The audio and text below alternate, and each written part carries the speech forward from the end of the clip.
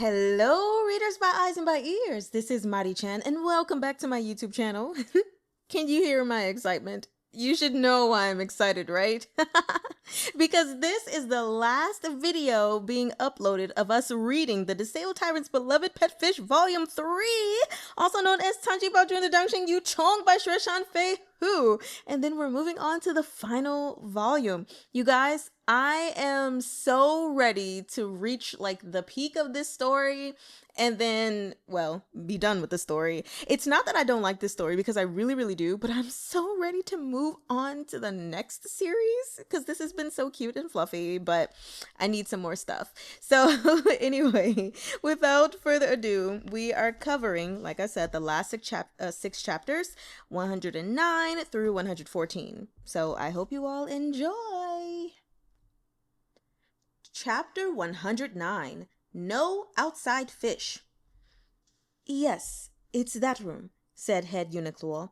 The emperor sealed the room. Empress Xiaohui was already weak from her sickness. He didn't want her to be upset by seeing it again. So, he did it for the empress. Li Yu was fairly certain that the sealed room was the one in his memories. If it was Puliu's residence, Puliu must be the woman in the memory. This wet nurse had been cast from the palace, and even her room was still sealed. It was obvious that her mistake had been catastrophic. The royal family had a lot of secrets, and Li Yu didn't know if this was something he could ask about. But he was only asking head eunuch Luo in private, so it shouldn't be an issue, right? He kept prodding. Luo Gonggong, do you know what mistake Puliu made? Head eunuch Luo was silent for a moment. It's been a long time since that incident, so it shouldn't be a problem to tell you, consort, he said at last. It was discovered that the wet nurse hadn't taken good care of the newborn Prince Ting, and she caused him to catch a cold. Empress Xiaohui was furious, but taking into consideration that Puliu had worked hard as the wet nurse of the late eldest and fourth prince, she showed her mercy and only cast her from the palace. What? Why was it completely different from what he had imagined? Li Yu thought her mistake would be related to those drugs, but that was it? So it happened because she didn't take good care of Prince Jing? Head eunuch Luo nodded. I remember it clearly, because it happened right before Empress Xiaohui passed away. Prince Jing was born weak and couldn't speak. The imperial physician said that he had to be looked after with great care, but the wet nurse cracked open the window a little and forgot to close it. It was so cold at that time, and Prince Ting fell ill soon after. Empress Xiaohui was already doing poorly at the time, and with the added burden of taking care of the newborn highness, her health worsened. Li Yu was shocked. It happened in that room? Puliu had been sent out of the palace because she didn't take good enough care of the young Prince Jing. But in the memory, Li Yu had seen that Puliu made cloth toys for Prince Jing herself and looked at him with a gaze full of love. Li Yu had his own sons. He could tell that Puliu's love for Prince Jing was genuine, and someone's personality was not easily changed. Puliu was the wet nurse for the eldest and fourth princes, so she wasn't a careless person and knew what she should and shouldn't do. How did she make such a basic mistake when it came to Prince Jing? And even if the window was open, there was no way he'd catch a cold immediately. The window was far from the bed, and babies were usually swaddled. Cold wind would have to be blowing for quite a while for Prince Jing to get sick. Even if Puliu momentarily forgot to close the window, wouldn't she have noticed it sooner? He felt that Puliu's actions contradicted the love she held for Prince Jing. And what did this have to do with the packet of drugs? Li Yu's mind was mush. He kept chasing this secret, since it seemed to be significant. It couldn't just be a normal scene from Prince Jing's childhood. His wet nurse had argued with someone, then was chased out of the palace soon after. Li Yu thought of another question. If Puliu was Prince Jing's wet nurse, then why couldn't we find her in Changchun Palace's personnel records? What? Head eunuch Luo hadn't expected this. Impossible. how could she not be in the records? Li Yu was surprised too. He'd brought up the missing records deliberately, and head eunuch Luo's reaction seemed to be earnest. If even Luo Ruisheng didn't know that the volume was missing from Changchun Palace, it was unlikely that the emperor had ordered Pu Liu's name to be removed. That made things even stranger. Even if someone was cast out of the palace, there should be records left of them. Why couldn't they find anything on Pu Liu? If the children hadn't damaged the cloth tiger, Li Yu would never have known that there'd been someone named Pu Liu here at all. Ever since she was cast out of the palace, it was like she never existed. Head eunuch Luo had answered all of Li Yu's questions. There were still a few weird things about all this, but Li Yu didn't want to ask anymore and make a mountain out of a molehill. Pu Liu was simply kicked out of the palace and had her room sealed. It wasn't some crime scene. Oh, right. Pu Liu wasn't even dead, was she? She must still be alive somewhere. So, if Li Yu wanted to know more, he just needed to find her and ask her himself. But was it really necessary to get to the bottom of an incident that happened and concluded such a long time ago? If he really did find her, how was he going to explain to others how he saw and knew about Pu Liu taking the drugs? Maybe it was just medicine for a condition she had? Not every secret was perfect. Even if the secret wasn't what he thought it was, there was no need to be disappointed. Luo Gonggong, Li Yu said. Where did Pu Liu go after she was cast out? I heard she went back to her hometown, Luo Ruisheng replied. Li Yu asked head eunuch Luo to help him find Pu Liu's residence in her hometown. It was normal enough for a woman who left the palace to return home. If there were any new discoveries in the future, Li Yu would deal with it then. Luo Ruisheng excused himself, and Prince Ting and Li Yu returned to the manor with the children. Thanks to the unexpected situation that had cropped up in Changchun Palace, Li Yu decided to start coaching his children. Remember, you can't let others find out that you used to be fish, he told them. This was of the utmost importance. He thought of the amount of effort Prince Ting had put into covering up for them, only for the children to almost expose themselves because of a box of fish food. That would have been disastrous. Li Yu was still fearful. He thought it was time to teach the children how to protect themselves. Dabao, Arbao, and Sanbao didn't quite get it. It was nice to be a fish. Why couldn't they talk about the time when they were fish? Under the sparkling gaze of his children, Li Yu felt a little reluctant. He could understand his parents more with each passing day. He and Prince Ting protected the children well, but they would have to face the world on their own one day. It was necessary for the naive fish children to understand the evil within people's hearts as soon as possible. Only you guys and us fathers know about how you used to be fish, the young fish father said sternly. You absolutely cannot let anyone else know, because they can't turn into fish like us. If they find out, they'll do a lot of scary things to you. Arbao cocked his head. Scary? Li Yu said.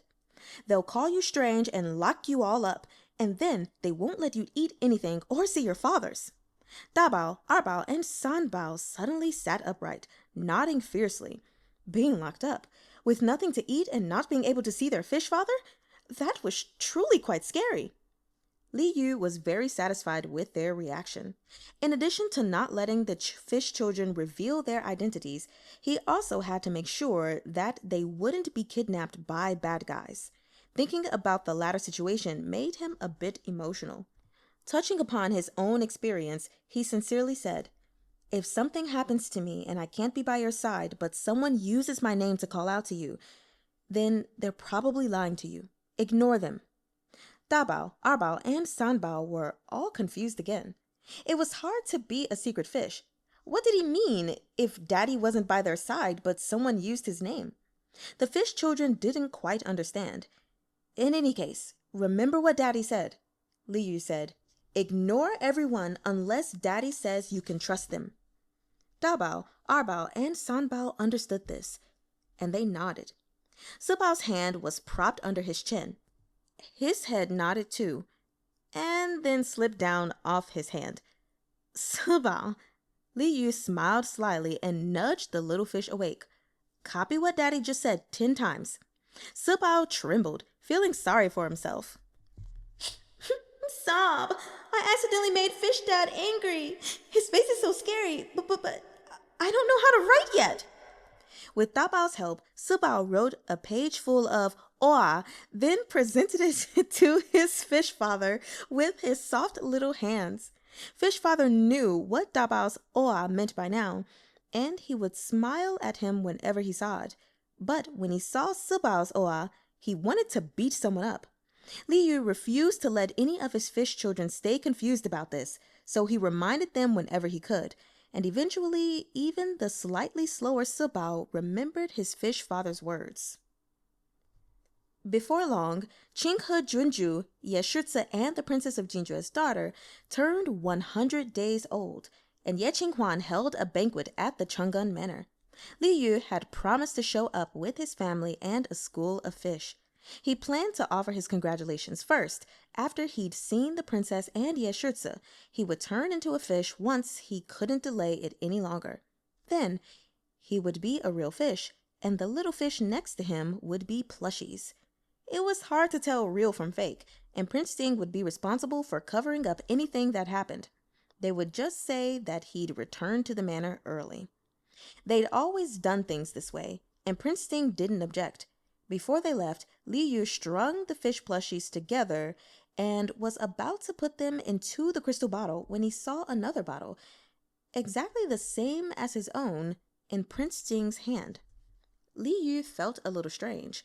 When he looked at the bottle Prince Ting was holding, he saw a gold and silver carp that was very similar in pattern and size to his own fish form. Why was there another fish butting in on his territory?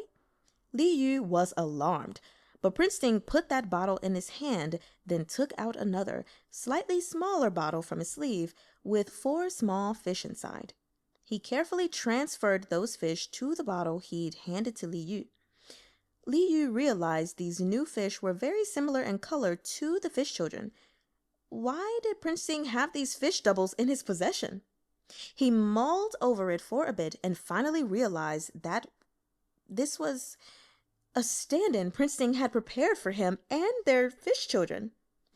Always using fish plushies when they went out and having to worry about whether or not they'd be found out was quite inconvenient.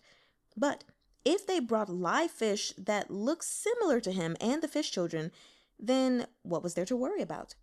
Li Yu quickly took the bottle and examined the fish closely. No 2 leaves were exactly the same in the world, and likewise, no 2 fish were exactly the same. The larger fish's patterns were similar to his, but had fewer golden scales. If the fish were right next to each other, it would still be easy to tell the difference. But with just 1 fish, it was almost impossible to tell the difference if you didn't get too close. Ye Qinghuan and the Princess of Jinjue usually saw the fish through the tank or the crystal bottles, so they wouldn't be overly familiar with the fish's patterns. The other fish would be enough to fool them, but if it was Prince Ting, it would be a different story. With this body double, he didn't have to turn into a fish anymore. He could turn into a fish if he really wanted to, but the children wouldn't be able to until they were 7 years old. Wang Xi had already muttered a couple of times that the little fish in the fish tank were always collectively asleep. Li Yu had made up a random excuse, but he felt that Wang Gongong was getting suspicious. Prince Ting's new acquisition solved the problem easily. Li Yu was indescribably happy. You must have gone to great effort to get these fish. It had to have been difficult if even he thought they looked similar. Prince Ting shook his head. It wasn't that much effort. He'd started looking for them as soon as Xiao Yu revealed his identity. It had taken over a year, and he began to look for substitutes for the fish children as well, not too long after. The people he'd charged with this task had said that these things couldn't be forced, but Prince Ting thought that as long as he cast a wide net and kept looking, he would definitely find what he wanted. Li Yu happily held the bottle and blew a kiss to Prince Ting. What a mess. He'd used to get jealous of himself. Oops. But now that there were fish substitutes and it wasn't him anymore, was Prince Ting going to have to treat the substitute fish the same as his pet fish in front of others? That might not even be enough. Did he even have to pet that fish as well? Li Yu realized this and immediately got jealous again. Tianchi, he blurted out, you can't have other fish. Chapter 110. Merman Night Attack. Prince Ting didn't realize what he meant at first, but Xiaoyu looked like he was facing his arch nemesis. Prince Ting shook his head. I won't. Perhaps Xiaoyu didn't want him to get too close to the substitute fish. Prince Ting himself wouldn't even let others touch Xiaoyu, so they shared that in common. Even after Prince Ting's promise, Li Yu still wasn't fully appeased. Luckily, Prince Ting didn't show the substitute fish very much affection and spent most of the time watching either him or their real fish children. Li Yu's jealous mind finally calmed down. Now he thought it through, that the substitute fish was just an ordinary koi, not a yao like him that could turn into a human. It was completely ridiculous to get jealous of an ordinary fish. He felt a bit guilty. He decided to feed the fish well as compensation. Of course, regardless of what he thought about it, the substitute fish was only there to sit and look pretty. Toward certain humans who were way overthinking things, the substitute fish remained unbothered. When they arrived at the Changle Manor, Ye Qinghuan and the Princess of Jinjue came out together to welcome them. Li Yu brought the children out first and introduced them one by one. Dabao and the others were dressed like little immortals in a New Year's painting, each of them wearing bright red robes decorated with gold, with their hair up in little pigtails. The Princess of Jinjue was so happy she couldn't stop smiling and said, almost in disbelief, "My heavens, there really are 4!" In ancient times, it was rare to even see twins, but Li Yu had 4 at once. The Princess of Jinjue almost didn't want to repeat the process after giving birth to just one child. She felt that Li Yu was practically a deity for birthing 4. "Please, sit." The princess ordered someone to prepare a seat for Li Yu as she served him hot red date tea. Prince Ting, on the other hand, was given biluo chun, a green tea. Li Yu took a sip of the sweet tea and noticed that the princess was drinking the same thing. There were a couple of plump red dates at the bottom of the teacup, and Li Yu immediately understood that the princess wanted him to stay healthy. This was a kindness from the princess. Li Yu thought to himself that he'd had it way too easy when he gave birth. The princess had had to work much harder. While they were talking, Ye Qinghuan personally brought over Qinghe Junju. The little princess was 100 days old now, and her skin was pale and supple. Her little arms and legs stuck out like lotus root joints. Her dewy eyes were like the princess's, but she had Ye Qinghuan's mouth. Around her neck was the lock charm that Li Yu had gifted her. When the fish children saw the little baby girl, they all widened their eyes, even Sibao, who was usually a bit slower than the others. They'd never seen such a small person. She was even smaller than they were. Dabao cried out and reached out to her. Uncle Ye was hugging her. He wanted to hug her too. Arbao, Sanbao, and Sibao followed Dabao's example and started crying out as well. They wanted to play with her. "No," Fish Father scolded them. The children immediately put down their hands, disappointed, still staring at the baby girl. The princess and Ye Qinghuan almost laughed out loud. "She's still young, so she can't play with you guys yet," Li Yu said sternly. "Remember, you have to protect her in the future." The children nodded in unison, but they still wanted to see her. The Princess of Jinjue had a cradle brought out, and she put the baby princess inside. The 4 boys grabbed on to the cradle and gazed at her quietly. "They're so smart," the Princess of Jinjue exclaimed in excitement. "The little princess is very beautiful as well." Li Yu couldn't help but admire her. That seemed to strike a nerve with Ye Qinghuan, whose eyes were glued to his daughter. Recently, I've been thinking about the fact that in about 15 years, she'll leave me and marry into another family, he said sadly. I can't bear to let her go. Li Yu snorted. In terms of fatherly silliness, Ye Qinghuan really had Prince Ting beat. Oh, shut up. The princess of Jinjue thought Ye Qinghuan was embarrassing and wanted to throw her teacup at him to shut him up, but inadvertently, tears welled in her eyes. Even though Jinjue was more open-minded, people there usually liked boys better. When she'd learned from the midwife that she'd given birth to a daughter, she felt a little uneasy, even with her status as a princess. To her surprise, Ye Qinghuan and the entire house of Chang'an doted on the girl very much. Her in-laws visited her every day, asking her about the baby's condition, and often wanted to take care of the baby. It lifted a burden off her shoulders. Originally, she'd wanted to try to have a son as well so they could have one boy and one girl, but her husband, who was usually easygoing, became surprisingly stubborn. He told her that giving birth was hard and that she should recover her health first. There was no rush. The care her husband and his family showed her made her realize that although the emperor had arranged her marriage, she had married into a good family. The princess herself still wanted a son, not because she didn't like girls, but because Li Yu's 4 sons were so lively and clever that it was easy to become envious. The princess couldn't help but look at Ye Qinghuan, and she noticed that Li Yu was also looking at Prince Ting. The two people, each with their own thoughts, instantly felt a connection. Li Yu scratched his cheek in embarrassment. It was because Ting He Junju was so cute. He wanted one too. But he couldn't see the baby girl for too long. Soon after, the wet nurse came over and took the little girl back.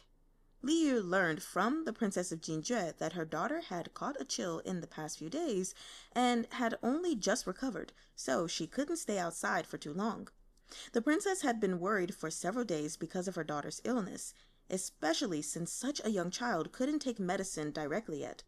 Usually, the wet nurse would take the medicine first, wait until the medicine entered the breast milk, and then feed it to the baby. The 4 fish children had always been healthy, whether they were young fish or young babies, so Li Yu had never experienced this before. When the princess talked about this process, something tickled the back of his mind, but he couldn't put his finger on what it was. With the little girl back in her room, the 4 children were disappointed that they couldn't see her anymore. Ye Qinghuan had taken care of these young masters back on the western border, so he knew their personalities well. He smiled and whistled, and Xiongfeng came running in, the hero here, to save the day. Xiongfeng recognized Li Yu and wagged his tail excitedly at him. Xiongfeng, long time no see. Li Yu squatted down and patted Xiongfeng's head. Xiongfeng tried to lick his hand. Li Yu suddenly felt a chill on his back. He turned around, only to see Prince Ting quickly averting his eyes. Weird. The children's eyes lit up when they saw the dog, and they finally stopped whining about not seeing Ting He Junju. Dogs are good friends with humans. No bullying him. Li Yu quickly warned the children, but they were still too young and weren't suited for playing with dogs yet. Li Yu carried them and lowered them as much as he could so they could see Xiongfeng clearly. Xiongfeng had been trained by Ye Qinghuan, so he didn't seem to dare to get too close to the children. But he loved children, so he anxiously paced back and forth nearby. After Li Yu introduced them to the concept of dogs, Dabao, Arbao, and Sanbao moved a bit closer and felt a little afraid of the sharp canine teeth. Only Sibao fearlessly reached out a hand and playfully poked Xiongfeng's nose. Everyone present, even Xiongfeng, who loved to poke fish, was stunned. Prince Ting moved slightly, wanting to take Dabao back, but Li Yu stopped him. He saw Xiongfeng tentatively nudge Sibao back gently, and Sibao let out a happy gurgle. Prince Ting finally relaxed. Don't worry, Ye Qinghuan comforted them warmly. Xiongfeng won't bite Sibao. Li Yu knew it was true. Xiongfeng had never even bitten a fish. Even so, he observed the interactions between Sibao and Xiongfeng nervously. He technically believed in Xiongfeng, but it was impossible for him to completely put his concern to rest. Dabao, Arbao, and Sanbao were encouraged by Sibao and copied him, poking Xiongfeng with their fingers. Surrounded by children, Xiongfeng wagged his tail so vigorously that it started to have an afterimage. After wagging his tail for a while, he started to roll around. Oh, right. The princess remembered Prince Ding's fish. Where are the fish? She'd been anticipating this for a long time, but she'd forgotten about it for a bit when she watched the children playing with a dog. Li Yu smiled slightly. In the past, everyone wanted to see the fish as soon as possible, but it really was different after having children. For the first time, Li Yu showed the crystal bottle without hesitating. The fish substitute swam around happily with the little fish in tow. The sparkling colors and colorful tail made Li Yu think it was himself for a moment. The princess smiled and got closer, watching the fish for a bit, and then furrowed her brows. Was there a flaw? Li Yu's heart tightened. What's wrong? Is something wrong? No, the princess responded. I just feel like the fish isn't as charming as it used to be. I should take that as a compliment, right? Right? Li Yu smiled and said something deep. Princess, it's probably because he's the same as me. He became a father, so he's become more mature and steady. The princess smiled, convinced. As Ye Qinghuan played easily with the 4 children, he asked Prince Ting, Aren't you going to look at your fish too? The princess wasn't aware, but Ye Qinghuan knew exactly how much Prince Ting liked his fish and how unwilling he was to let other people take even a single peek at it. But he generously brought his fish to the Chang'an Manor, and for some reason, Ye Qinghuan felt like Prince Ting was even acting a little cold toward it. Ye Qinghuan grew more and more confused. Prince Ting had even done something unspeakable to his fish on his wedding night, and Ye Qinghuan still felt sorry for the consort, even now. Prince Ting's thoughts were clearly focused on his consort and his children. His cold eyes softened when he looked at Li Yu. If he was this affectionate, then why had he done that to his fish? Perhaps Prince Ting had just lost his mind for a few days, then realized the error of his ways. It's good that you thought it through now, Ye Qinghuan said. Prince Ting had no clue what his cousin was thinking. After Qingke Junju's 100 days old banquet, Prince Ting took Li Yu and his children to visit the former Duke of Chang'an. Li Yu knew that today they'd come not only to attend the banquet, but also to let the former Duke of Chang'an officially meet his great-grandchildren. Ye Qian was anticipating them and waited for them in the garden with some good wine. When he saw Prince Ting's 4 children, the rims of his eyes remained red the whole time. Perhaps it was fate. The emperor liked Dabao a little more, Prince Ting liked Sibao a little more, and the former Duke of Chang'an felt more connected to Arbao and Sanbao, the 2 little rivals. He said that his 2 children liked to pinch each other when they were young too. Who were his 2 children? Li Yu and Prince Ting glanced at each other, respect for the former Duke of Chang'an evident in their eyes. Since all 4 children were favorites of different people, Li Yu felt like everything had worked out. The former Duke of Chang'an, whose hair and beard had gotten a little grayer since the last time they'd met, held Arbao and Sanbao in his lap as he asked Li Yu to tell him interesting stories from their time in the West. The elderly man was very interested in the duck army, and he'd quite liked the Quanjude roast duck that Ye Qinghuan had brought back. He could eat over half of a duck in one sitting. They stayed until late into the night, and Prince Ting returned to the manor with a slightly drunk Li Yu. The children had fallen asleep much earlier, and Wang Xi took them to their rooms. Prince Ting put the dazed Li Yu down on the bed and wrapped him in a brocade quilt embroidered with green aquatic plant patterns. Li Yu suddenly opened his eyes and looked around quizzically. Tianchi, we're home? Prince Ting smiled and patted his head in response. Li Yu's face was burning red, and his mind was dulled from drinking. He couldn't remember what he wanted to do. Wang Xi knocked gently from outside.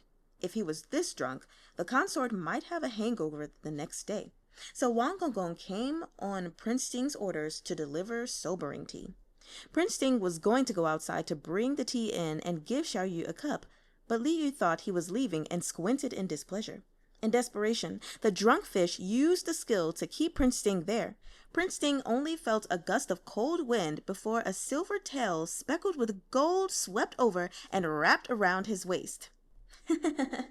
Where do you think you're going? I'll use my tail to yank you back until the end of time. The domineering fishtail pulled Prince Ting back forcefully. Prince Ting was afraid of hurting Li Yu, so he complied with the insistent tail and came back to the bed. Li Yu, seeing Prince Ting change his mind, chuckled and hugged his neck. Tianzhi, Qing He Junju is so cute. Dabao and the others really like her. And I like her too. Why don't we have a daughter like her, I'd like her even more if she were ours. Li Yu said a bunch of things that would have normally made him blush and wrapped his tail even tighter. What he meant was that if they didn't do it, Prince Ting couldn't leave. Prince Ting stopped in place and hugged him back. He would never reject a request from Li Yu, but the request this time was a bit special. He hesitated a little. Tianzhi, what are you waiting for? Li Yu scooted over and blew into his ear. What should I do? My tail is so uncomfortable. His tail moved slowly and rubbed around Prince Ting's waist. Prince Ting took a deep breath and picked up this drunken fish that loved to ignite fires. After they came back from the western border, Prince Ting had made a few changes to their bedroom. Some of the water from the outside pond had been brought in to make a small bathing pool. It was normally for aesthetics, but it could also be used after Xiaoyu transformed if needed. Prince Ting embraced his fish tightly and strode over to the pool. Chapter 111. Fishy Misunderstanding. Li Yu took advantage of his own drunkenness to ask for it once in an outrageous way, but the system didn't give him any notifications. The fish, eager for a daughter, wouldn't let Prince Ting go and asked for it again, but there was still no notification. Li Yu was upset. He was determined to make the notification appear. Was the bathing pool incompatible with a daughter? Then he would change places and try again as a human. He just wanted them to have their own little girl. Li Yu lost count of how many times they did it. In the end, Prince Ting had to just look at him apologetically. Li Yu poked a trembling finger out, asking for one more try. Prince Ting sighed softly, wrapped his finger in his hand, and put it back under the brocade quilt. Prince Ting draped some clothes over himself and got up from the bed. Li Yu noticed that his husband's back was still straight, but he was staggering a little. He wanted to laugh, but he was a bit ashamed too. He'd been too eager. Preparing for pregnancy and other matters like that couldn't be done in such a short amount of time. He couldn't get greedy just because he was a fish with the system. He really did want a daughter, but he had to think of his husband too. Li Yu opened his mouth to call out to his husband, but his throat was so hoarse that he couldn't make a sound. He wanted to flip over and get up from the bed, but then he realized that while Prince Ting was just walking a little funny, he himself couldn't feel anything below his waist. This was a battle where they both lost more than they won. Li Yu struggled on the spot for a bit before succumbing to exhaustion.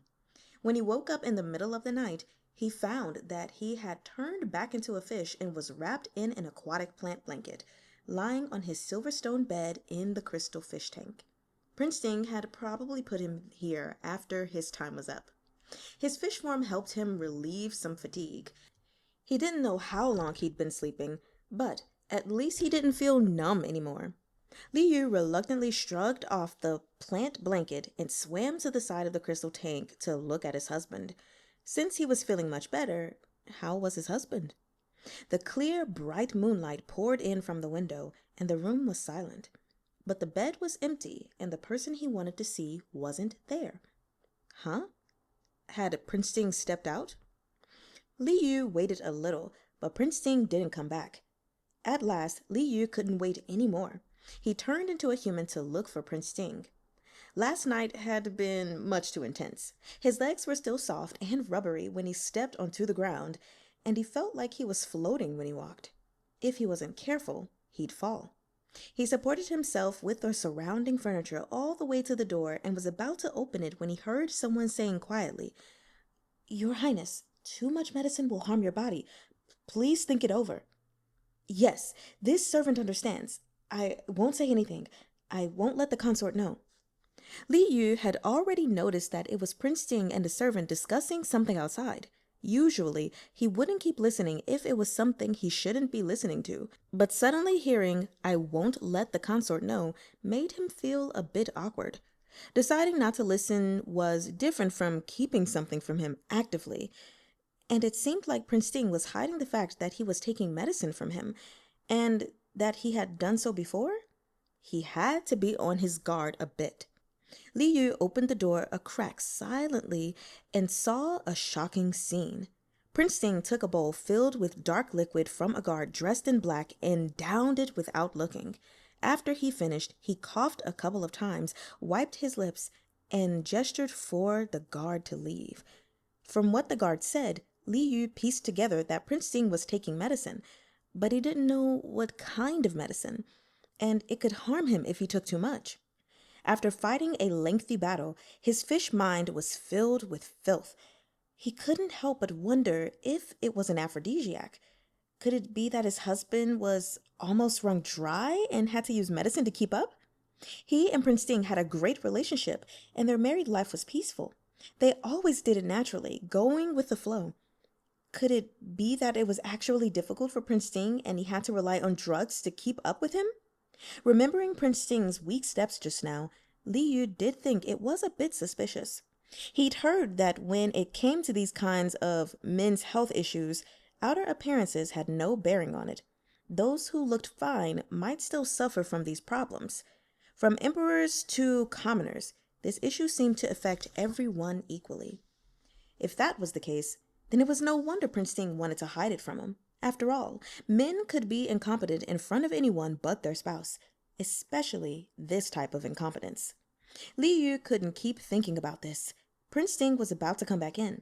He would lie back down on the bed and pretend he didn't hear anything, but something like this couldn't be hidden forever. He was more concerned about whether it would cause harm to Prince Ting's body if things went on like this. Would he take more and more medicine, rely on it more and more, and become even more incompetent? No. Married life and each other's dignity were important, but his husband's health was also very important. Incompetence in this regard was a condition, and a condition must be treated. If he let it drag on for too long, it might make it even worse. He couldn't let things go on like this. He intended to try to convince Prince Ting to seek medical help as soon as possible. Li Yu stood in the doorway without moving. Prince Ting was slightly startled when he pushed the door open and saw him. From Li Yu's position and his unusually serious expression, Prince Ting seemed to understand something, and his countenance immediately darkened. "Tianchi, I saw everything," Li Yu said nervously. "Don't hide it from me." He had to come up with a gentle reason to persuade Prince Ting to see the imperial physician.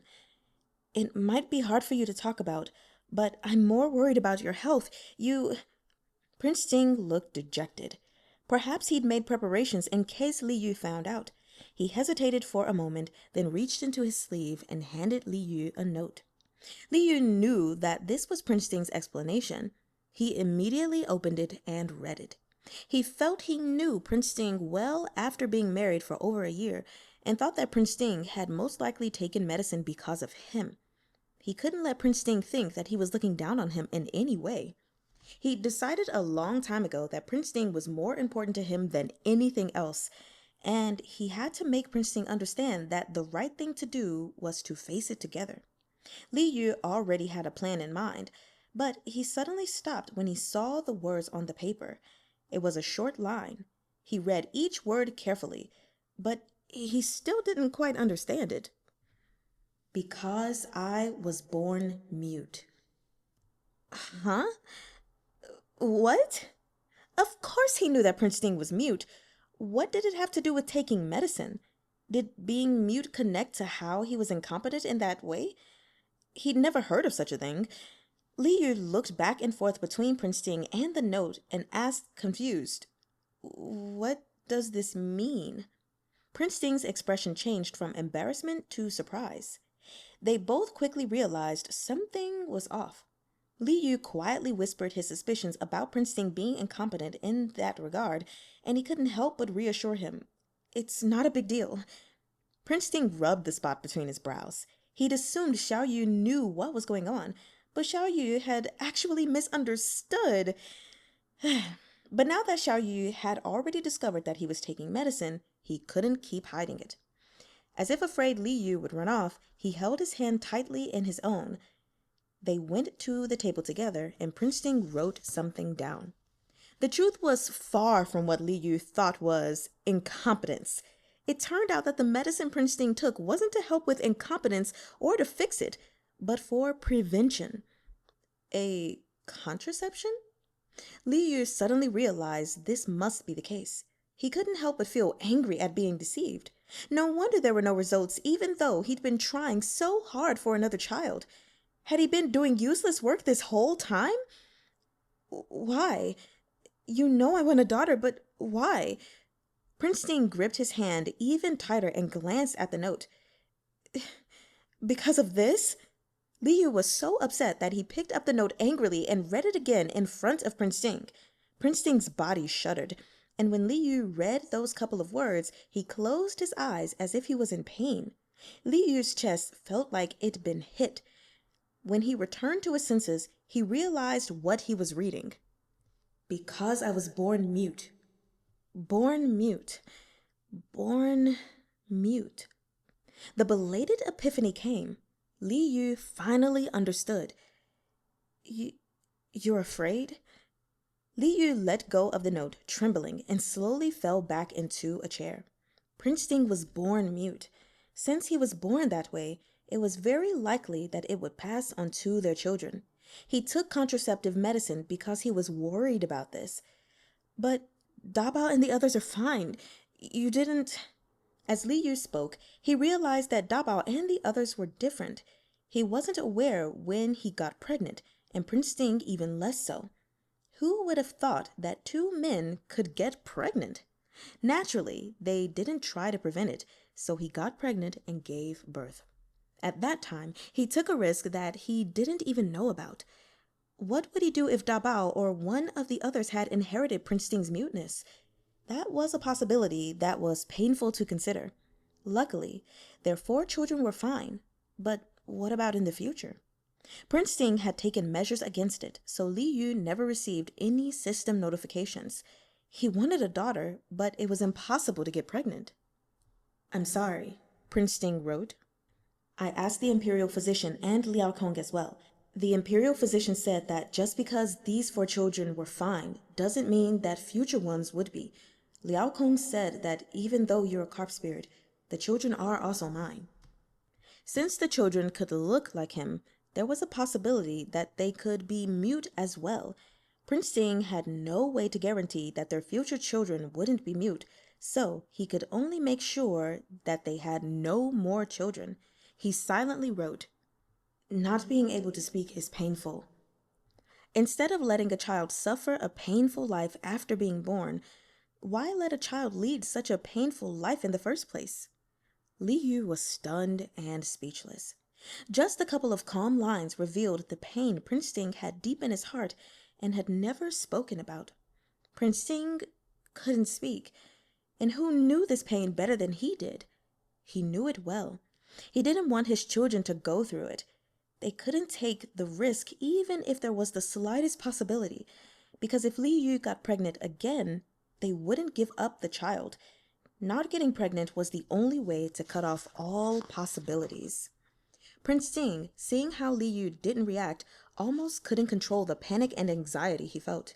He started writing more apologies, and Li Yu's vision started to blur as he stared at the ever-increasing lines of sorries. It was disappointing that he couldn't have a cute daughter or any more children in the future, but Prince Ting's concerns were reasonable. He was thinking of the children too, and Prince Ting was an innocent victim.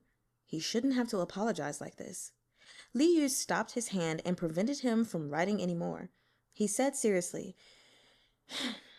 "This isn't your fault. Don't think that. Look, Tianshi, 4 children are enough for us." Li Yu choked. "It's my fault. I didn't know that you were suffering." Prince Sting's inability to speak meant he didn't show much emotion. Li Yu had mistakenly assumed that with the protagonist halo and tyrant character setting, he just had a cold temperament and didn't suffer too much from his condition. Li Yu spent so much time with him and was so accustomed to it that he would even sometimes forget Prince Sting was mute. In the novel, it had just been a character trait. Suffering was a type of weakness, and the male protagonist couldn't have that. But how could the real Prince Sting be emotionless? He was a living person, after all. Li Yu ached for him. He pushed aside the paper with all the sorries, threw himself into Prince Sting's arms, and burst into tears. "I'm sorry. It's all my fault. I should have realized sooner." Prince Sting hugged him hurriedly, the rims of his eyes red. He wrote in Prince Sting's palm, "You're wonderful. With you here, I'm not in pain." Li Yu cried so hard that he hiccuped a couple of times, and his legs were still somewhat sore and numb. He sat down on Prince Sting's legs and glared at him fiercely with eyes as red as a white rabbit's. He wasn't intimidating at all. "You're not allowed to take medicine secretly anymore." Li Yu started to lecture his husband. "This type of medicine shouldn't be taken so casually. What if you become impotent?" Actually, Prince Sting had asked his servants who were skilled in medicine to take a look at the prescription, and it was fine. But he would listen to whatever Xiao Yu said. He couldn't become impotent, and he didn't want to either. He nodded in agreement. Since Xiao Yu was in a loop now, they could use other forms of contraception, as long as Xiao Yu didn't mind it. Li Yu thought about it carefully, and sure enough, he came up with something. His hot lips came close to whisper in Prince Sting's ear, "Tianshi, I have an idea." Prince Sting listened, half amused and half expectant. Li Yu chuckled and said, "Why don't you just not come in the future?" Not going in at all wasn't an option. Chapter 112. Pet Fish, Pet Ducks. After Prince Sting returned to the capital, the emperor started to rely on him more. Prince Sting was the D-son, and he'd achieved great feats on the Western Front. So, though he couldn't speak, the court officials didn't say much in opposition. The Sixth Prince had had no competition to speak of only a little while ago. But now, having been reprimanded by the emperor for the bribery case, he rarely appeared in public anymore. He chose to keep his head down, which was making several court officials who supported him begin to hesitate. These officials had originally supported the Third Prince. When the Sixth Prince started becoming more prominent, they had even tried to claim that the Third Prince and the Sixth Prince were on the same side. Now that the Third Prince was no longer favored, these officials had never spoken a single sentence more on behalf of the Third Prince and gone straight to supporting the Sixth Prince. They were only fence-sitters, after all, so it was typical for them to randomly swap sides. The Sixth Prince had his own plans. He couldn't be bothered with appeasing these officials right now. Prince Sting had moved to center stage. Not only did he have political achievements, he'd also gained the emperor's support through his sons. Comparing it to Lady Liang's pregnancy, the Sixth Prince could clearly tell that the emperor favored Prince Sting. If he took the initiative to compete with Prince Sting, he would just be following in the Third Prince's footsteps and make the emperor dislike him. But if he pretended to be weak and bided his time to find Prince Sting's mistakes, so that Prince Sting lost the emperor's favor, then the emperor would naturally turn toward him. As for Prince Sting's mistakes, he was quite sure he'd already found one. Consort Zhang had found a couple of assistants for him, distant relatives of the Zhang family. The Sixth Prince could trust them, so he secretly sent one of the more capable ones to verify his suspicions and hopefully gather some evidence. On the outside, the Sixth Prince looked quiet and obedient, as if Prince Sting becoming more influential was no problem for him. But he was just waiting for confirmation. Once he had it, he would take him down in one strike. The wet nurse to the 4 young children, Madame Teen, had run into some trouble. Her son lost a lot of money in an investment and was chased back to his home by debt collectors. Madame Teen had already given them all of her savings, but it wasn't enough. She'd been looking dejected for the past few days and was inevitably a bit neglectful when taking care of the children.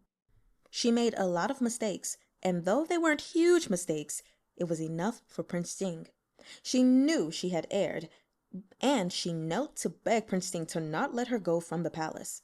As soon as she had this job, the manor would take care of her, and her whole family wouldn't have to worry for the rest of their lives. But if she was chased out, she would have nothing left. Madame Teen was one of the people serving Li Yu, so Prince Ting looked to Li Yu for his input. Though Li Yu was the consort, he was usually a bit lazy and didn't ask after the manor's affairs. Prince Ting wanted to help Li Yu cultivate some authority and respect, but when he thought of what had happened with Auntie Xu, he didn't think that was a realistic expectation for Li Yu.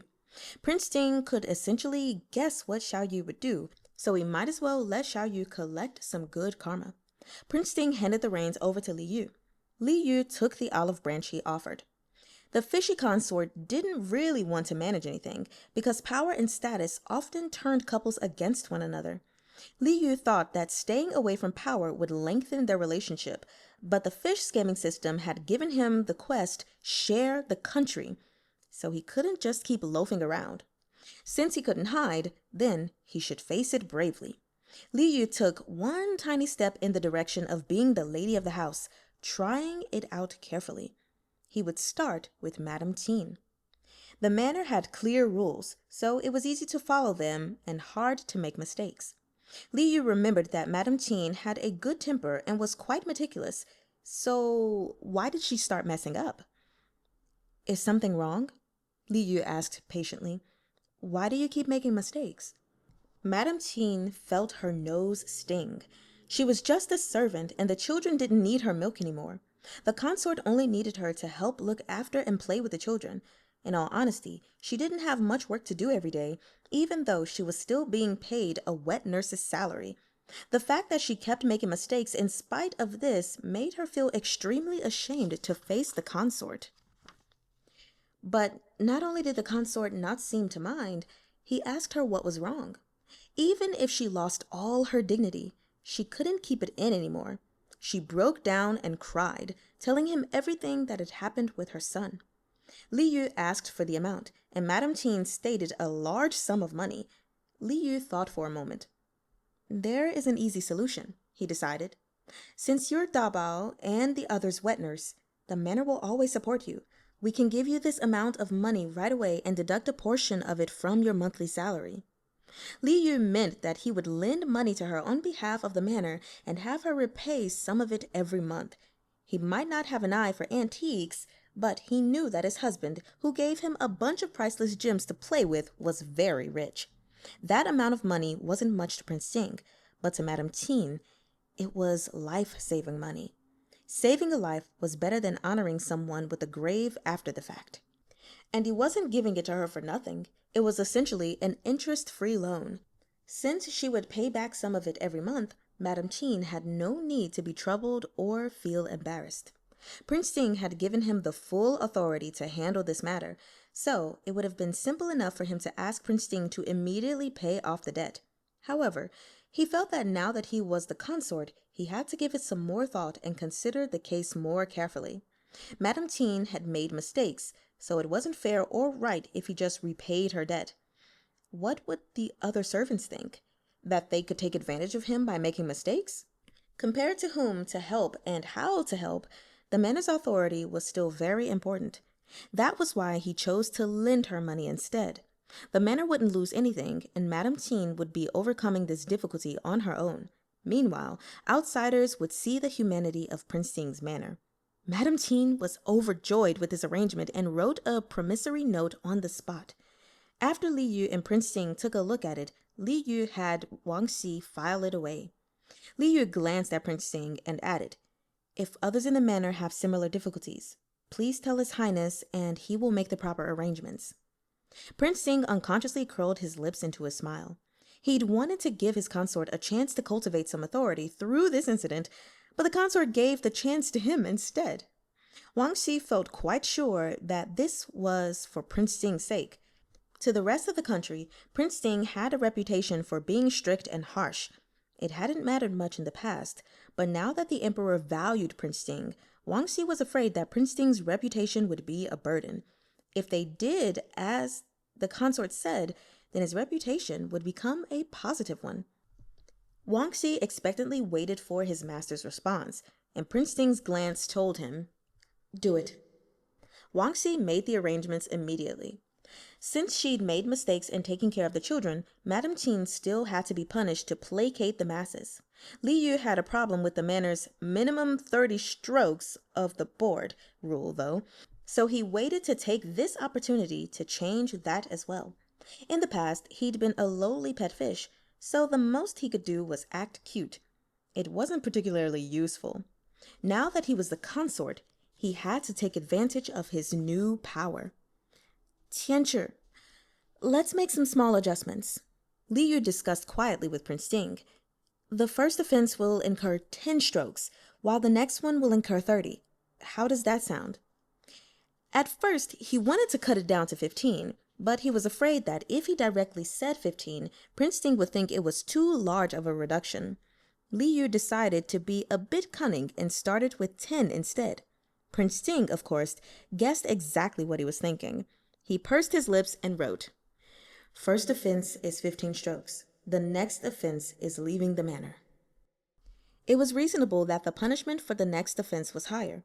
Li Yu internally put up a victory sign, but externally solemnly agreed. Madame Qin thanked him profusely and accepted her punishment. After she was struck with a board, she went to accept the money. Wang Xi Gonggong gave her some silver, and she limped out to pay the debt. When he saw her, the debt collector thought that she must have tried to steal money from her master and ended up punished, so he sneered. "Look at how miserable you are, yet you still can't repay the loan? I have a way to get rid of your debt. Do you want to hear it?" Madame Qin was holding the money that Wang Xi had given her, but she did want to get rid of her debt, so she thought she would hear him out and didn't let him know that she already had the money. "I know you're the wet nurse at Prince Sting's manor. I want something from there. If you can get it, then I'll forgive your debt." Madame Qin's heart raced. The debt collector had heard that there were quadruplets in Prince Sting's manor, and he wanted something from the children to be made into amulets to protect a pregnant woman and her child at home. The country did have such a custom. Things like bracelets and handkerchiefs would be enough, and Madame Qin had quite a number of these things. But while she was pondering whether she would accept, the man specified, "I only want a drop of blood from the eldest young master." On one hand, she could repay the prince's money honestly, and on the other hand, she could do what this person said. She had more opportunity than most to get close to the young master, and it was just a drop of blood. It wasn't hard to get it when he was sleeping. Madame Qin hesitated.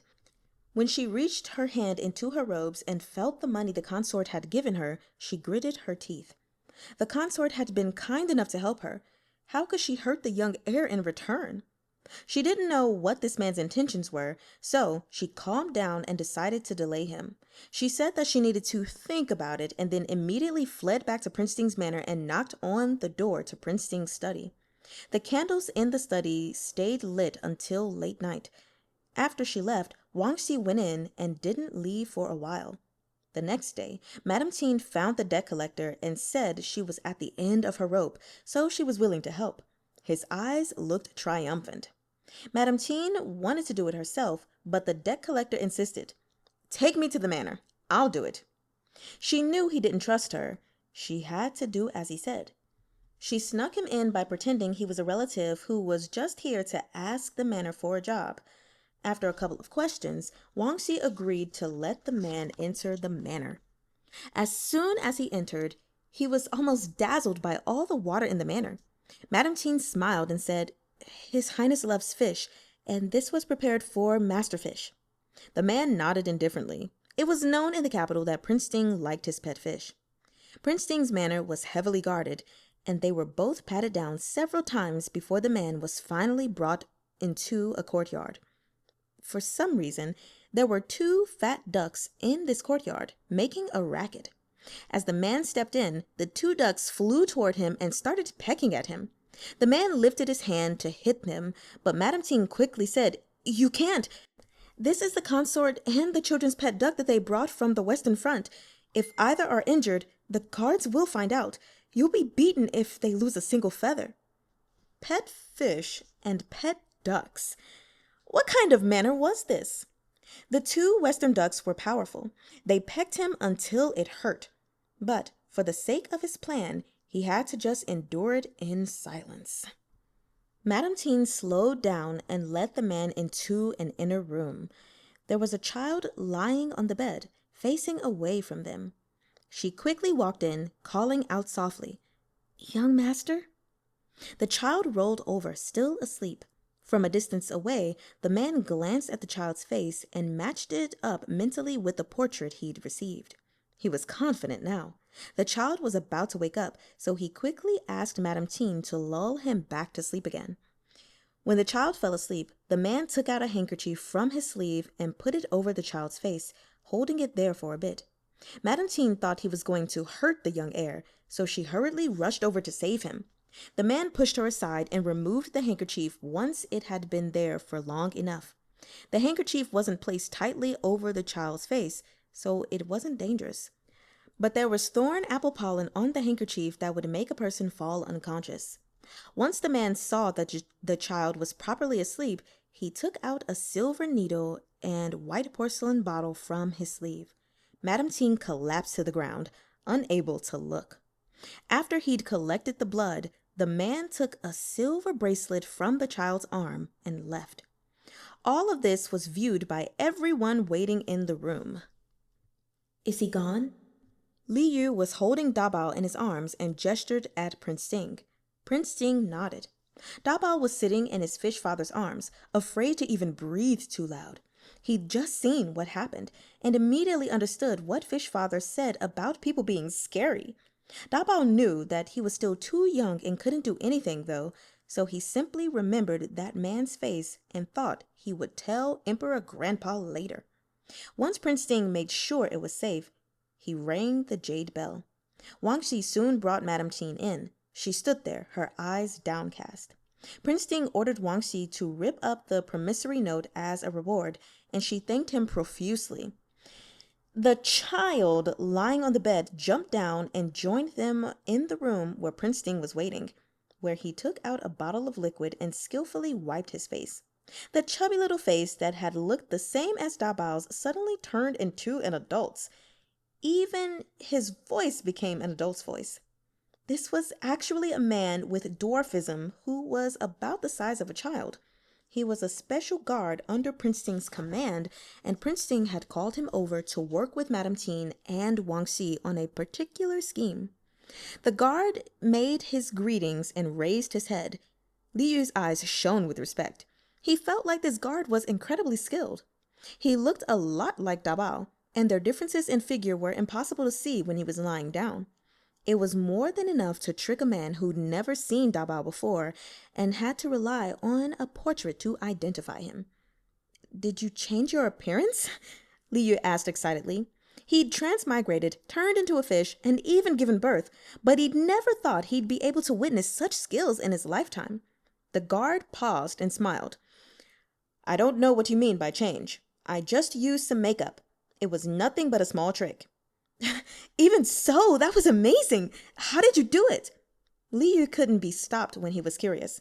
The guard was going to give him more details, but when he saw Prince Ting's darkened expression next to him, he decided instead to just respectfully clasp his fists together in farewell and take his leave. The distracted consort focused once again on his husband's big plan. The feeling of plotting against someone with Prince Ting was so satisfying, especially when the other party thought that they had already won since they already had the young heir's blood. In reality, they couldn't have been more wrong. He didn't even need to think to know who had sent the man, but he was worried the Sixth Prince would suspect something. "Your Highness, Will he believe this? Li Yu asked. Yes, Prince Ting was sure. The sixth prince was careful and meticulous. If everything went too smoothly, he'd definitely question it. That was why Prince Ting had ordered the guards to check them over multiple times and had even brought out the duck army to guard the family. They had pecked the man dozens of times. Things felt more real when they were more dangerous. Prince Ting knew the sixth prince desperately wanted to catch his mistakes, so he'd just hand one over on a silver platter. If the sixth prince rose to prominence again, it would be hard to deal with him. But what if he knew a huge secret of Prince Ting's? Although the secret was fake, as long as the sixth prince believed it was real, it would work. Chapter 113. Fishy Charging. Why did the sixth prince need Dabao's blood? The technology of ancient times was not as good as that of modern times, so what use was blood? Palace novels often included scenes where they used blood to confirm the legitimacy of a child, but as a person from modern times, Li Yu knew that those weren't accurate. What could the sixth prince do with Dabao's blood? Prince Ting tapped Li Yu's forehead lightly and told him a secret of the royal family. The imperial physicians in the palace had their own secret methods of verifying whether or not someone was a member of the royal family through a few drops of blood. As soon as the sixth prince lackey mentioned that he wanted to take some blood, Prince Ting knew that the sixth prince probably suspected that his children were illegitimate. Prince Ting had let him take the blood on purpose so that the sixth prince would think he was correct. Next, the sixth prince would definitely make arrangements to let the emperor know. The crime of sullying the royal bloodline would be more than enough to make the emperor change his attitude. But at the same time, the crime of slandering a prince was severe enough that the sixth prince would never escape it.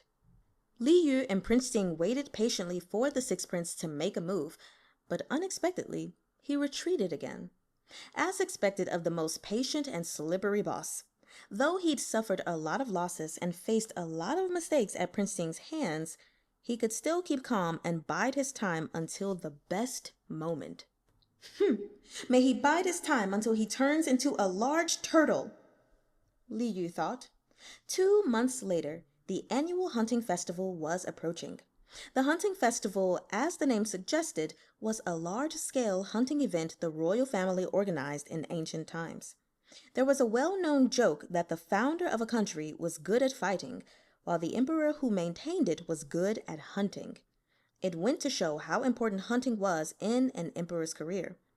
As a relatively clear-headed monarch, the emperor was quite keen to organize hunting events to show off his prowess, so the hunting festival was created. This was a grand hunting event, and there was only one rule. Regardless of seniority or status, only the results mattered. The emperor usually led a group of royal children in a fierce competition against the civil and military officials for the best prey.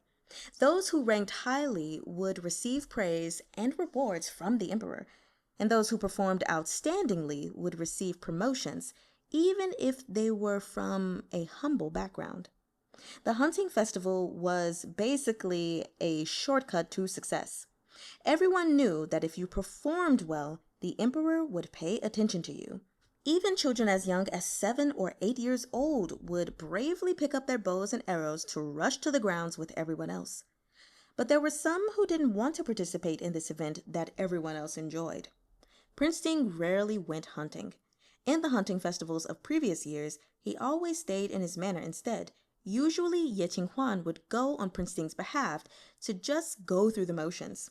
Truthfully, Prince Ting's actions were understandable.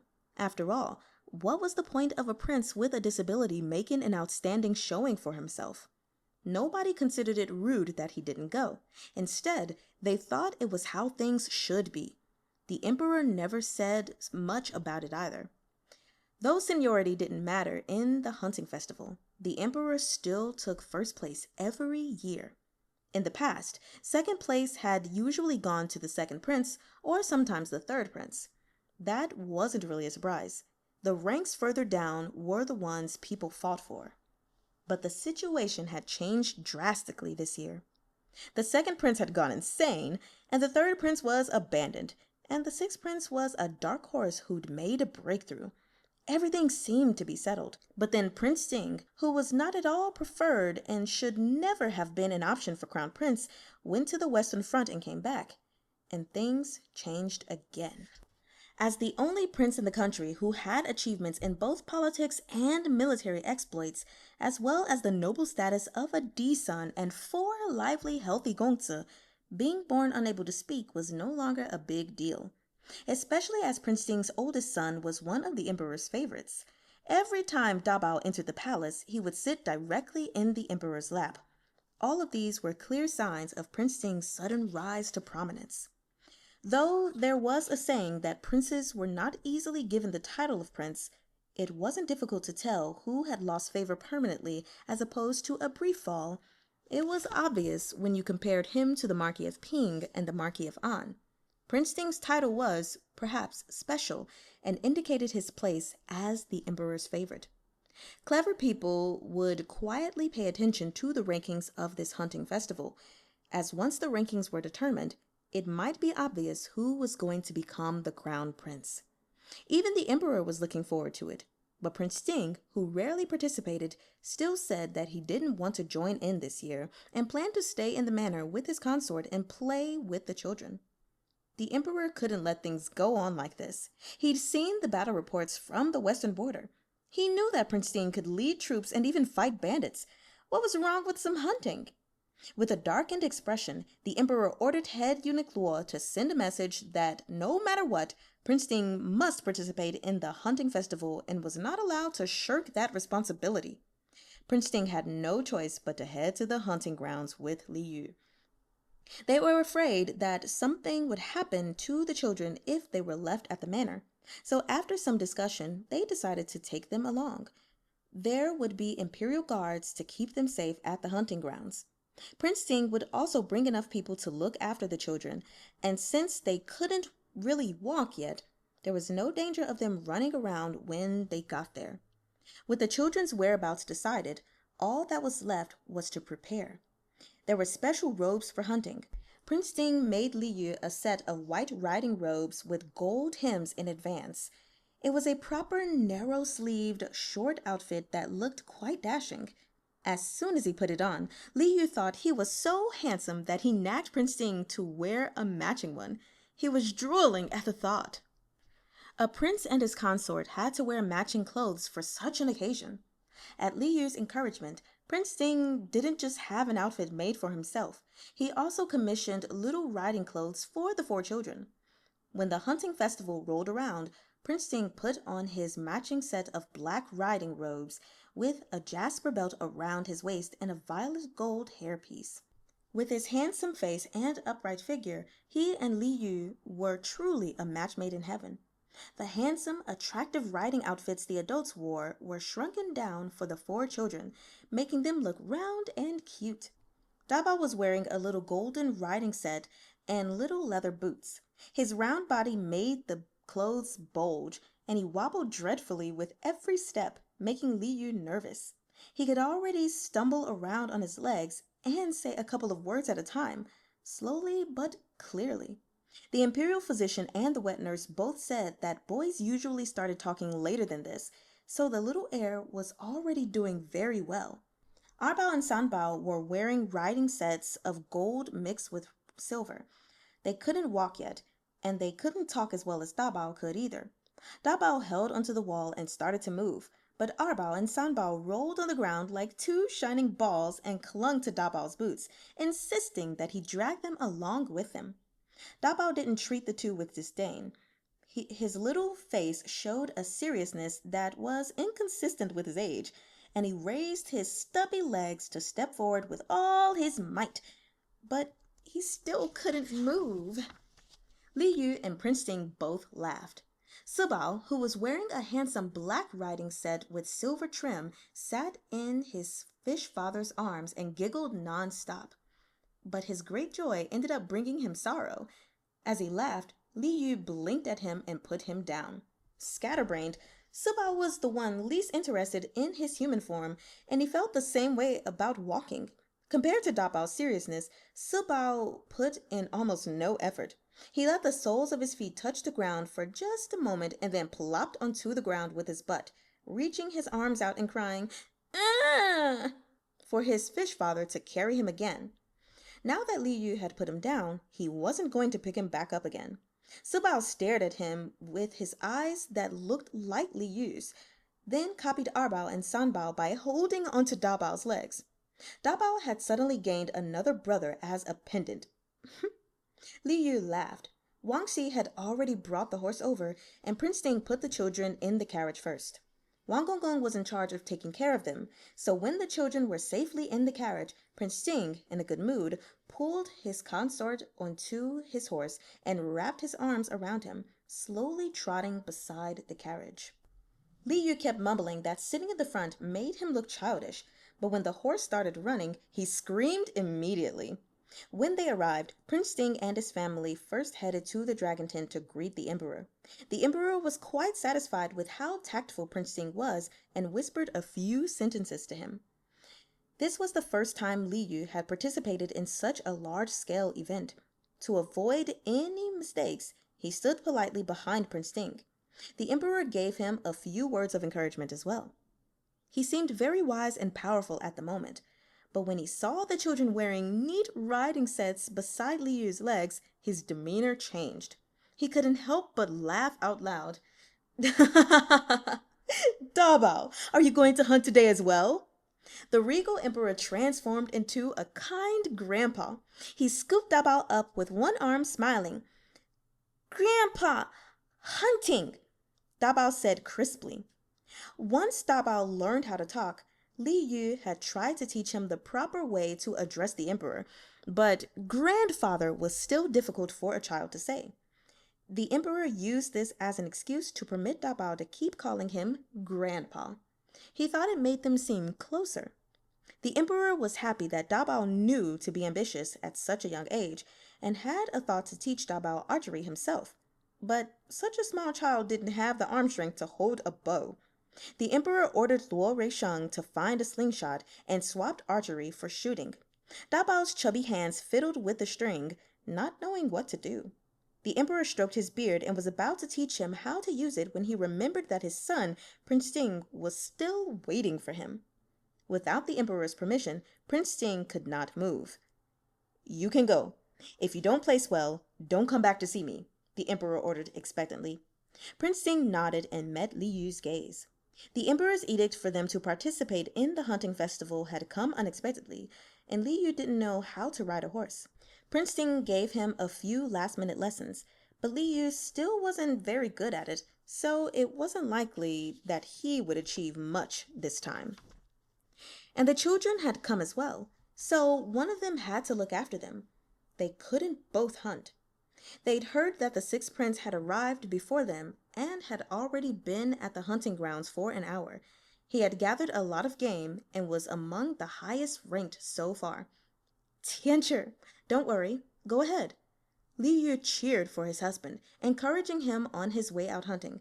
"Show him what you've got." Prince Ding nodded and pulled Li Yu into his arms to rub his head, not caring who was nearby. Li Yu took the chance to be a little lovey-dovey with him, then giddily returned to the tent to sit in the lesser priority position near the emperor. He listened to the guards' reports. Sometimes the sixth prince would catch something, and other times Prince Ding would. The sixth prince was way ahead at first, but Prince Ding caught up quickly and closed the gap. The first animal Prince Ding caught was a white rabbit.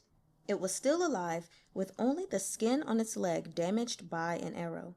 The emperor's mouth twitched as he looked at it, and he asked Li Yu to take care of it. The children all started to clap. "Rabbit!" Arbao and Sanbao said, laughing. Sibao reached for it. "Wabbit!" Sibao was always a little slower, and this was one of the rare moments when he spoke a word clearly. The children surrounded the snow-white rabbit, clearly enjoying it. Li Yu was suddenly brought back to the time the ducks had entered the house for the first time. Prince Ding must have done it on purpose. What was he supposed to do with such a cutie? Li Yu happily asked Wang Gongong to bandage the rabbit's leg. It looked like there'd be another pet to add to the pet fish and pet ducks in the manor. The results of the hunt wouldn't be available for a while, and the emperor got tired of listening to reports, so he started teaching Dabao how to use a slingshot. A slingshot needed pellets, since it'd be useless to just pull the string. But the usual pellets were made of either iron or stone, which were too dangerous for children to play with. The emperor, who often heard Prince Ting praise Li Yu, asked Li Yu to think of something. Li Yu was quite clever. He tore a piece of paper up and scrunched it into a ball. That wouldn't hurt if it hit someone. Pellets acquired, the emperor held Dabao's soft little hand as they both pulled on the string, then let go. A paper ball flew out and lightly bounced off head eunuch Luo, who was trying to inquire for updates. Luo Zheisheng turned around, confused. The emperor and Dabao both wore perfectly innocent expressions on their face. "Don't look at me. I didn't do it." Li Yu couldn't hold back his giggle. There wasn't anything big going on here with the emperor, so he was mostly preoccupied with Prince Ting. The guards had come to report several times. The sixth prince was always ahead. At one point, Prince Ting almost caught up, but the gap had widened again. Li Yu couldn't look too anxious in front of the emperor, but he was worried for Prince Ting the entire time. Unthinkingly, he walked to the front of the tent and looked for Prince Ting among the participants. He found him quickly. Prince Ting was riding a horse and looked exhausted. He lowered his head and wiped the sweat from his forehead. There was a bunch of prey hanging from the horse's back. Li Yu felt sorry for him. Because of a single sentence from the emperor, he had to go to such lengths to prove himself. Li Yu watched him from a distance. Suddenly, Prince Ting seemed to hear his thoughts and turned his gaze to Li Yu. His lips curved into a smile, and he galloped toward Li Yu, arriving in front of him in an instant. He pulled Li Yu onto the horse, holding the reins with one hand and hugging him tightly with the other. He covered Li Yu's lips with his own, not allowing for any resistance. Li Yu was instantly surrounded by his hot, familiar breath. Startled, he tried to softly push him away, but it was of no use. Instead, he passionately kissed him back. When the kiss had ended, Prince Ting nuzzled his neck contentedly and put him down. Now, he seemed to be possessed by the god of war. Full of energy, he raised his riding crop in the air, galloping back to the competition. Seriously? Did he think Li Yu was a battery pack or something? Feeling invigorated, Li Yu snuck back to his seat quietly, blushing. The emperor was still teaching Dabao how to use the slingshot, and Wang Xi was watching Arbao, Sanbao, and Sibao play with a rabbit. Nobody should have noticed that. Only a short while later, he heard the guards report that the number of Prince Ting's catches had surpassed the 6 princes. Chapter 114. Fish Feeding. After the hunting ended, Prince Ting returned along with the 6th prince. No matter how good the 6th prince usually was at acting, he almost lost control of his expression when he found he'd been beaten by a mute. In the past, when the 3rd prince had been present for events like this, at most he was just the 3rd prince's wingman. He was actually a good hunter, but he'd never dared show off in case the 3rd prince became suspicious. Now he was finally able to show off a little, but to his surprise, Prince Ting just had to come too. Most people didn't know that the 6th prince was good at hunting, and the 6th prince didn't know that Prince Ting was skilled either. After all, Prince Ting had never participated in the hunting festival before. To ensure he placed well, the 6th prince had arrived very early and was the first one to rush out when the drums and fanfare started. Unlike Prince Ting, who took his time getting to the hunting grounds with his entire family after everyone else had already started ages ago. There was no rule that said everyone had to start at the same time, just that the total amount of prey taken down determined their ranking. Even if someone arrived late, they could still rank high as long as they were skilled. That was, of course, the ideal situation, but it had never really happened before because arriving late would lose them opportunities and affect their morale. However, even though Prince Ting started only halfway through the competition, the 6th prince found that any time he relaxed even a little bit, Prince Ting kept catching up. The 6th prince was already tired, and Prince Ting wasn't in much better condition. Since most of the game had already been caught and Prince Ting had to work harder to find a new quarry, his progress slowed down. The Sixth Prince was sure that his rival wouldn't be able to surpass him. But then, through some unknown means, Prince Ting suddenly started glowing with energy while the Sixth Prince could barely lift his bow anymore. Prince Ting caught more game, claiming one target after another. The Sixth Prince gave it one last try, but in the final moments of the competition, it was as if Prince Ting had received help from a god and ended up with more game, even though the Sixth Prince had started a full hour earlier. The Sixth Prince felt humiliated. It seemed like he wasn't that great at hunting after all. Fifth Royal Brother is truly a latecomer that came out on top and stole the show, the Sixth Prince said in a strange tone as he entered the tent. Prince Ting didn't even look at him as he strode to the Emperor to greet him and report his achievements. The Emperor was extremely satisfied with this result. As expected, Prince Ting didn't disappoint him. Even though he had been given a near-impossible mission, he'd surpassed the Sixth Prince and ranked right below a battle-hardened general. The Emperor realized now that Prince Ting had never been bad at hunting. The reason he'd never joined the hunting festival in previous years was most likely so he could conceal his skills. He wanted to praise him, but he felt some complicated emotions over all this, and he only lightly said, "You can sit." Prince Ting bowed and returned to Li Yu's side without any arrogance. Li Yu's lips were red and moist, and his gaze was charming. This couple, who had just recharged their batteries, still remembered the passionate kiss from before. They couldn't say anything in front of the Emperor, though, so they just locked eyes for a moment before Prince Ting smiled and touched Li Yu's hand under their sleeves, intertwining their fingers. The Emperor was sitting on the dragon throne, and from above, he could see Prince Ting and his consort's interactions. He found it both funny and cute. He turned to the Sixth Prince and said, "Tian Xiao, you did pretty well. Better than I expected." The Emperor wasn't lying. The Sixth Prince's performance had been impressive, completely different from his previous showings. Unfortunately, though, he still couldn't beat Prince Ting. The Sixth Prince's strange attitude immediately vanished when the Emperor addressed him. "I'm still a long way behind Fifth Royal Brother," he said humbly. "I'll work harder in the future." The Emperor nodded and told the Sixth Prince to sit down as well. Next to the Sixth Prince was his consort, who was pregnant and showing a little bit. She'd been suffering from morning sickness recently, so she was a little tired. When the Sixth Prince had arrived at the hunting grounds in the morning, he'd handed her off to Consort Zhang and didn't even look back. Lady Liang wasn't feeling well and had been worried about her husband, so she looked even worse for wear. Consort Zhang wasn't the nurturing type. After she'd looked after her daughter-in-law for a little bit but Lady Liang was still unwell, Consort Zhang assumed she was just playing it up because she was pregnant, so she didn't really want to pay any more attention to her. The Sixth Prince came back, exhausted and upset, only to see a pained expression on his wife's face. He didn't get angry, but he didn't offer her any words of comfort either, so her expression became even gloomier. Though they were seated physically close to each other, that seemed to be the only way they were close. The Emperor was a little annoyed by the sweet demonstrations of love between Prince Ting and his consort, but when he looked at the Sixth Prince and his consort, he felt uncomfortable instead.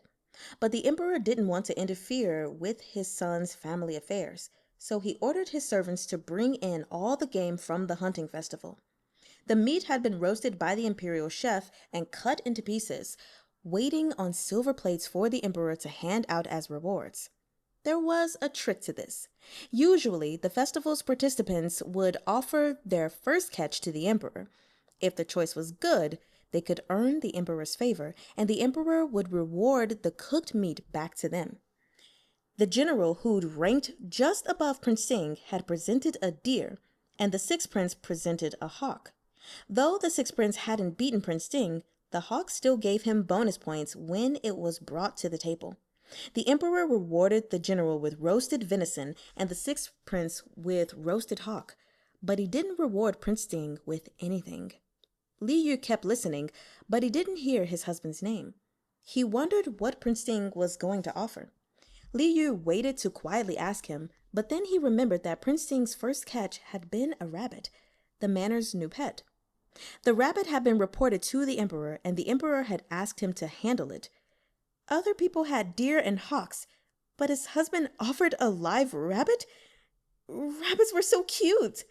Li Yu didn't think there was anything wrong with presenting a rabbit, but the emperor would definitely look down on it. That was why Prince Sing had been able to give his most significant catch to him and the children to become a pet, right? Fireworks burst in Li Yu's chest. Just for that, when head eunuch Luo brought over a whole roast chicken, Li Yu picked up a huge piece of meat with his chopsticks and put it in Prince Sing's bowl.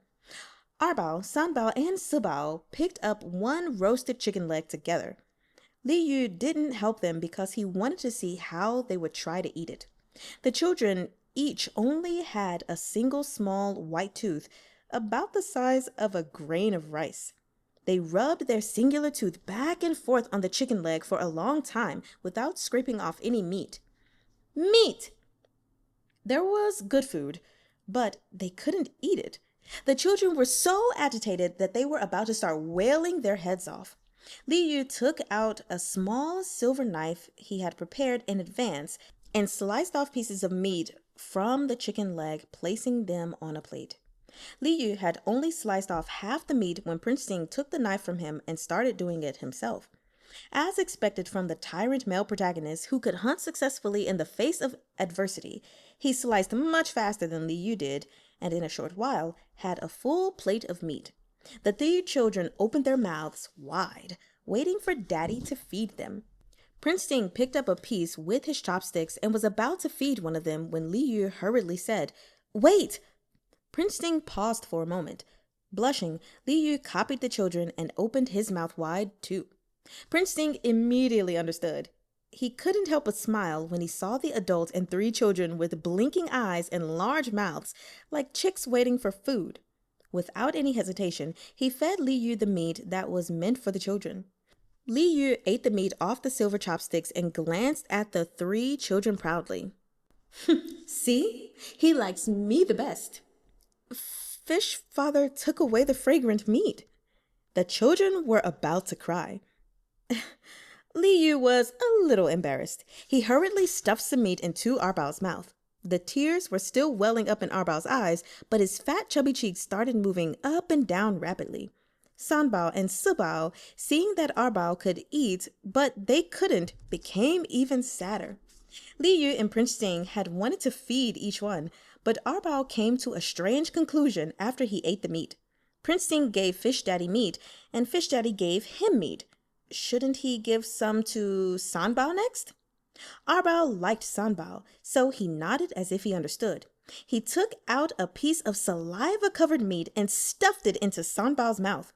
When Sanbao in turn fed another piece of saliva-covered meat to Sibao, Li Yu realized that the children had misunderstood something. He didn't know whether to laugh or cry, but he was happy that the fish children were willing to share. The children's loving, meat-based game of pass the parcel wasn't over yet. As Sibao ate, he thought of Dabao. He started yelling and pointed at him. Dabao was still sitting on the emperor's knees. When Sibao started wailing, the emperor noticed and waved him forward kindly. Wang Xi picked Sibao up and plopped him over. Sibao and Dabao met on the emperor's lap. Sibao kept shouting, "Ah!" and stuffed the remaining meat into Dabao's mouth. Understanding slowly dawned in Dabao's eyes, but his brothers had already fed everyone. Who was left for him to feed? Oh God. Dabao's eyes lit up. At first, the emperor couldn't hold back his laughter as he watched, but then Dabao suddenly turned around and put the last bit of meat in the emperor's hand. Dabao patted his hand boldly. "Grandpa, eat!" After the emperor ascended to his position, he had given meat to countless others, but this was the first time someone had given meat to him. Though the meat had been passed around and was covered with different children's saliva, making it inedible, the emperor was quite moved by the children's thoughtfulness. Prince Sing's children were all good children. In a fit of happiness, the emperor gave them all a huge pot of roasted meat. They were surrounded by observant people, so as soon as the emperor showed that he liked Prince Sing's son, these people all started to praise the little Gongzi as well. They had practically forgotten that the sixth prince was there too, but the sixth prince just sat there eating his dinner calmly. At night, Li Yu and Prince Sing stayed in the tent that the emperor had assigned to Prince Sing. Wang Xi and the four children slept in the next tent, only separated from Prince Sing and Li Yu by a curtain. The outdoors wasn't the place to talk, so Li Yu tried to avoid any confidential topics when he talked to Prince Sing here. They knew each other very well, though, so sometimes they could understand one another with just a gaze. After they finished getting ready for bed, they met each other's eyes. They didn't know who started it. Their lips pressed together in a fight for dominance. Prince Sing picked Li Yu up and laid him down, letting him lean on his chest as he softly caressed his back. They'd both expected the sixth prince to make a move during the hunting festival, so Prince Sing had made preparations. But now, thanks to those preparations, they couldn't be intimate with each other yet. Li Yu lay drowsily on Prince Sing and fell asleep for a little while. Then, outside the tent, there was a small snapping sound. Someone yelled, "Assassin!" And Li Yu immediately opened his eyes, turned over, and got up. He and Prince Sing were still wearing their robes under the blanket. They had both been waiting for this moment. Well, well, well, we have reached the end of Volume 3, and it decided to end like that. Okay, well, let's see who the assassin is. Anyway, let's go over my notes, and I'm going to start backwards. The first thing I have to say is screw neglectful consort Zhang and her neglectful son Mu Tianxiao. The fact that they aren't showing any real love and care for his wife, his consort, is just so saddening to me. Like, this woman is pregnant with your child and she feels unwell, and you see that she is unwell and you just don't care. I mean, I see where you get it from. Clearly your mother sucks, so you suck too, but just dang, my dude, come on. I feel really bad for her. The next thing I want to talk about with Mu Tianxiao, again, sir, let me just remind you once more. Not being able to speak does not equate to not being able to move his body. Just because Prince Sing cannot speak does not mean that he cannot hunt. Like, they don't correlate at all. This is not a causation thing, okay? They're two completely separate factors. Anyway. The next thing, page 370. This is actually another one of those moments where I had wished that, I had bloopers, because I was having a really hard time saying Prince Sing made Li Yu a set of white riding robes with gold hems in advance. Yeah, because I was like white riding robes, and then I was like right riding robes. And then it said it again on the next page with some riding robes. And I was just like, y'all are trying to mess me up and I don't appreciate it. Anyway, that was just so random. And then, so one of the things that was mentioned was about, the guy who was coming to take Dabao's blood. And I don't know if you guys know this, and I'm actually not sure if this is completely accurate as far as what all of ancient China did, at least in fiction. I don't know if it was in reality, but from a C-drama I had watched, what they did with the blood is that they would take blood from like the father and then take blood from the child and put them in a container of water. And if the blood mixed together, that meant that this is your son, this is your father. But if the blood didn't mix, then it means that they weren't related to each other.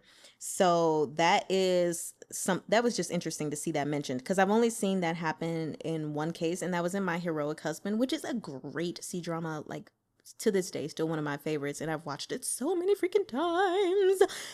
Anyway, on to the next thing.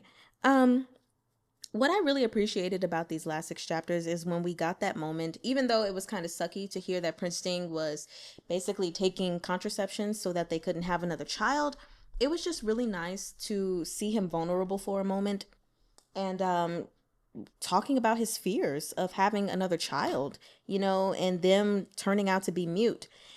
Because at first, I ain't gonna lie, I was upset. I was like, the hell are you doing taking these contraceptives?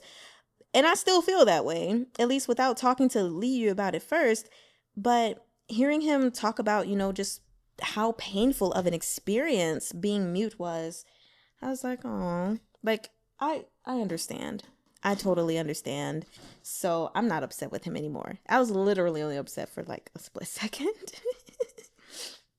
And then the last thing that I wanted to say was actually about page 339, when it was talking about, the wet nurse had took some medicine and how sometimes wet nurses would take some kind of medicine or nutrient and allow it to basically get into their bloodstream, the milk and all that stuff, and then transfer it to the baby.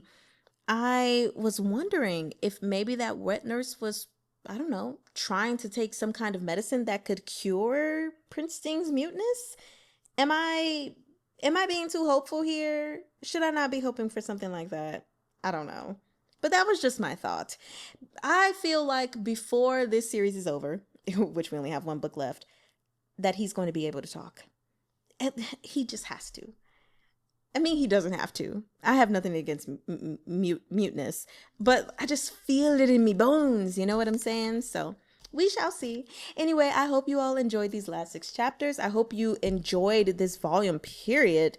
And yeah, when we reconvene next Monday, we will be taking a look at Volume 4, which is the final volume. And I am super duper excited. Yay! So I'll see you all next time. 我爱你们.